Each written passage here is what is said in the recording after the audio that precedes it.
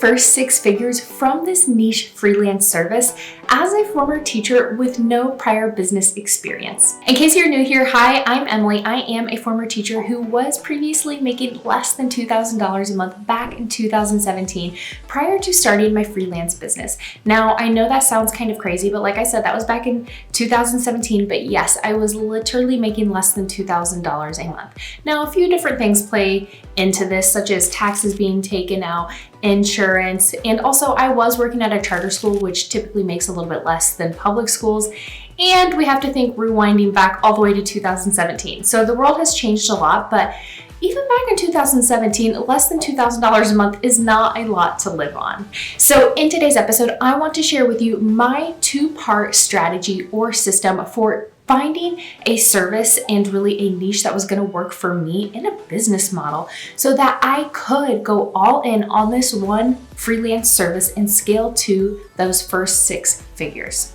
So the first thing that I did, so step one, I chose a business model that felt in alignment to me. Now, that might sound simple, but it also might not sound so simple because right now we live in such a noisy world where we get on social media and everybody's vying for our attention.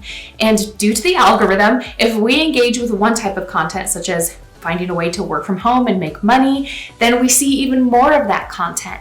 And we live in such an amazing time where we can get a lot of information and education online, and we can start a very legitimate business and work from home.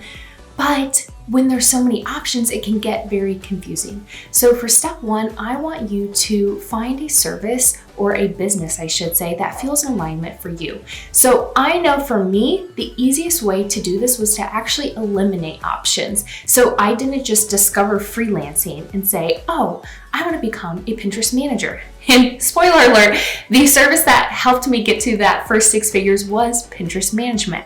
But rewinding a little bit, I first had to find a business model that felt right to me.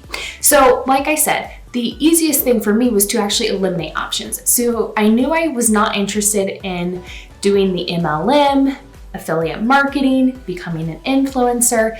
Now, some of these other things weren't something I had even heard of at the time, but I know that if I were to restart in 2025, they still would not be in alignment for me, such as UGC creator, so user-generated content creator. None of these would feel right to me, even if I was restarting in 2025. And there's a lot of reasons for that. So for example, with affiliate marketing or becoming an influencer, both of those rely heavily on having a social media presence, especially with affiliate marketing or an influencer, you have to have a big following. And it's crazy how many of the work from home options do require you to have a presence, because with affiliate marketing, you are driving people to those affiliate links and you need volume in order to get sales.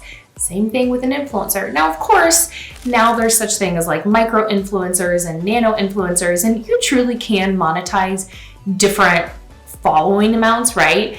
But that, it just wasn't me. And I didn't want to do that.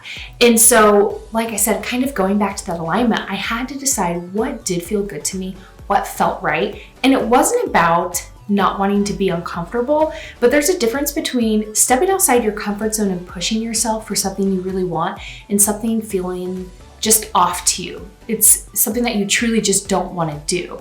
Now, at the end of the day, sometimes people do things they don't want to do because they have to make money and put food on the table, right? But I did have options because at the time I did at least have, when I started my business, we had my husband's income. And so some of the other things I had actually looked into, apart from MLM, affiliate marketing, becoming an influencer, starting a blog, I could start an Etsy shop. I could start a teachers pay teachers store. I was a former teacher. I actually seriously looked into photography and also VIP Kids. I don't know if anybody remembers VIP Kids, but at the end of the day, none of them felt like a good fit. And I even went so far as to taking a course on Photoshop and even buying a camera, which it's so funny how things come full circle, because I am recording this YouTube episode with the camera I bought back in 2018 when I thought for a hot second I wanted to become a photographer. But when I really started looking into these options, there were things that I realized, oh, this isn't going to be a good fit. So for example, with photography, I was going to probably have to do photo sessions or shoots on evenings or weekends with VIP kids. Yes, I was going to be teaching, which I loved, but I actually was going to be teaching kiddos in a different country. Then I was going to run into the time zone issue. And so I really needed something that was going to give me flexibility, provide a good income, and I really didn't want to have to be all over social media. So with freelancing, step one, I found that that was truly something that excited me. It felt right to help business owners and offer this service. And I did ultimately invest in skills training because I started as a virtual assistant, but then I pivoted to Pinterest management, and I didn't really know how to market on Pinterest. And I did do a lot of learning through doing and doing testimonial work for people that allowed me to, quote, like play on their Pinterest accounts. But I did want to invest in skills training so that I could really charge more and become an expert at this one thing. So freelancing felt right to me. And I loved that it didn't require me to grow this big social media following in order to acquire clients. So step one, find something that excites you and feels right to you. And the beauty of this is that if you just take that first step with what does excite you and what does feel right to you, it's crazy how that first step can be the hardest, but as you keep going, it can grow and evolve into something that you never thought it would. And a couple of years ago, my husband asked me, do you think you'd ever be interested in business coaching and helping other people start their Pinterest management business? Because at the time I was making multiple six figures as a Pinterest manager. And I was like, no, I don't want to be a coach at all. And what am I doing now for the past 2 years? I do still work with clients as a Pinterest manager. However, I'm coaching now and I'm helping other people start their Pinterest management business. So that's the beauty of it, is it can grow and evolve. And it's also a little bit of the scary part where you get started and you don't necessarily know where you're going to be in 5 years.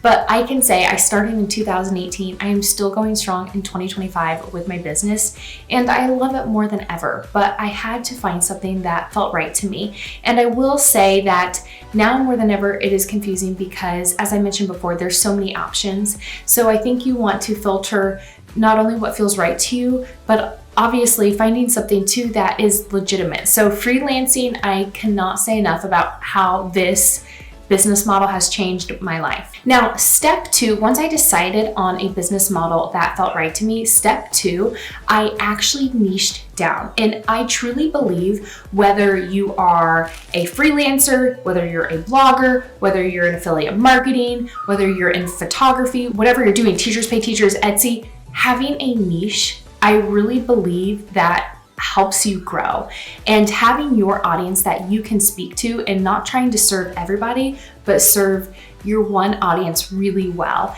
And so niching down was a huge part of me scaling my business. And I really niched down because not only did I niche down within freelancing, I niched to Pinterest management, but then from there even, I really niched down to serving educators. So it was so interesting how I didn't necessarily think I wanted to work with teachers because I had been in that world and I was kind of ready to pivot away from it. But I somehow started to work with teachers pay teacher sellers and managing their Pinterest accounts. And then I had more teachers come to me and I thought, why am I fighting it? I love working with teachers.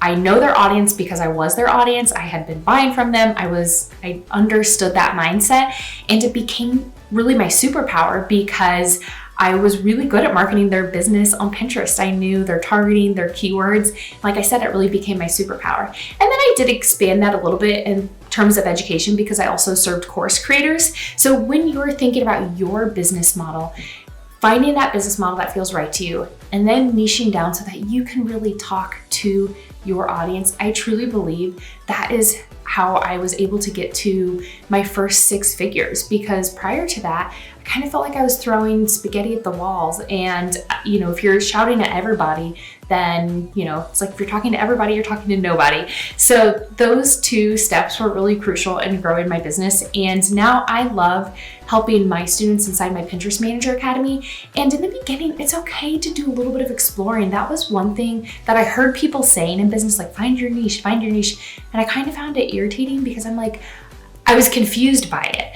So For me, it was better to kind of explore and actually work with different types of business owners. And then I found my sweet spot. So sometimes you have to go a little bit broader before you can kind of hone in on really what's going to work for you.